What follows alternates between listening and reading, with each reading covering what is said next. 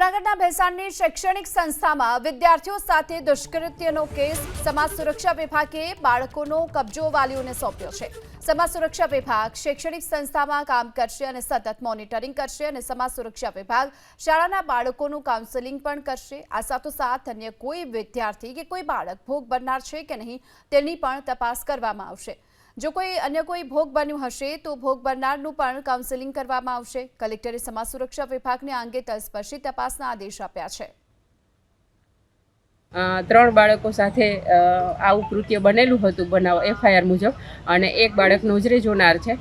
જે બાળકોને પ્રોટેક્શન આપી અને ચિલ્ડ્રન હોમ લઈ આવેલા અને FIR સંસ્થાના ટ્રસ્ટીએ જ નોંધાવેલી છે અને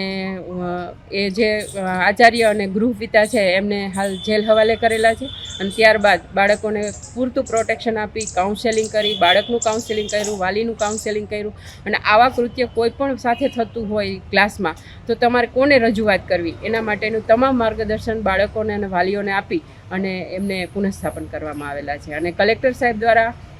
આ બનાવની જાણ કરતાં કલેક્ટર સાહેબે એવી સૂચના આપેલી છે કે બાળકોને ત્યાં ગુડ ટચ બેડ ટચ અંગેના માર્ગદર્શન પૂરું પાડો અને એમને એમના અધિકારો વિશે જાણ કરો અને ત્યાંના જે શિક્ષકો અને ટ્રસ્ટીઓ છે એમને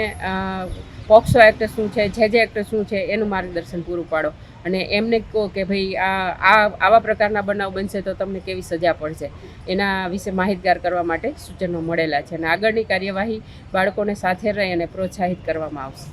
જે આજે છે એ જે ભેસાણ જે સંકુલ જે છે શૈક્ષણિક સંકુલ ત્યાં જે ઘટના બનેલી છે